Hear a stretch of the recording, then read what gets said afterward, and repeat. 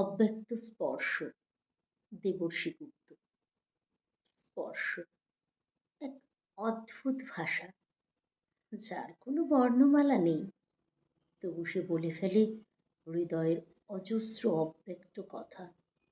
যেমন বাতাসে ছুঁয়ে যায় গাছের ডাল, আর ডালটি নড়ে, ঠিক তেমনই এক স্পর্শে নড়ে ওঠে মানুষের ভিতরের অরণ্য।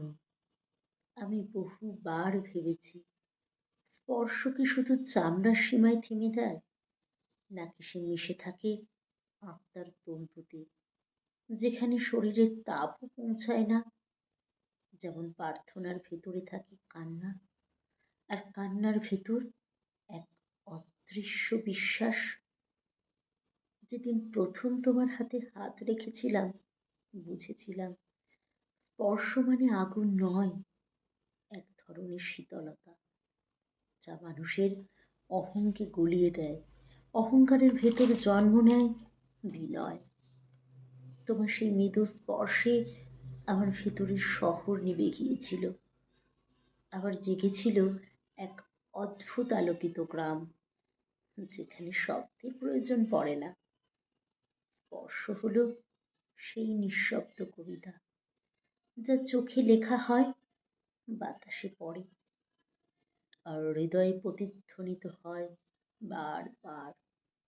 তুমি না থাকলেও তোমার স্পর্শ টিকে থাকে কফির কাপের ধারে, বইয়ের পাতায়, আমার ডাকে, তোমার কোলে, বা রাত্রির নিস্তব্ধতায়, যেখানে আমি একা বসে ভালোবাসার উচ্চারণ শুনি নিজের নিঃশ্বাসে।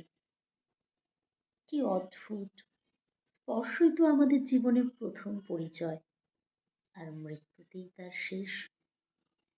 তুমি কি জানো, একজন মানুষের স্পর্শ আরেকজনের ইতিহাস হয়ে যেতে পারে?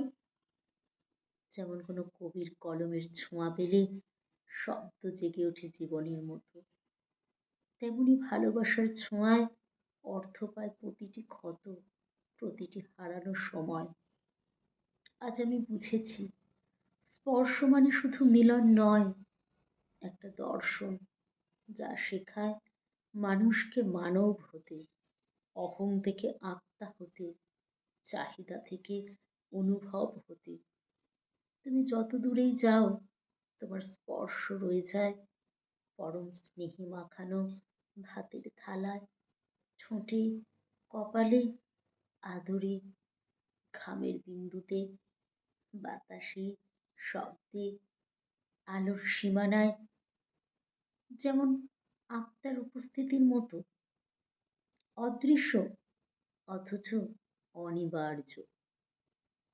তাই তো বলি, যে ভালোবাসতে জানে সে আসলে স্পর্শ করতেই জানে, আর যে স্পর্শকে ভয় পায় সে কখনো ভালোবাসতেই শেখেনি। কথা ছিল একসাথে ভালো থাকার, এক নিঃশ্বাসে মিশে থাকা দুজনের। আর তুমি সেই স্পর্শটাকেই মেরে ফেললে।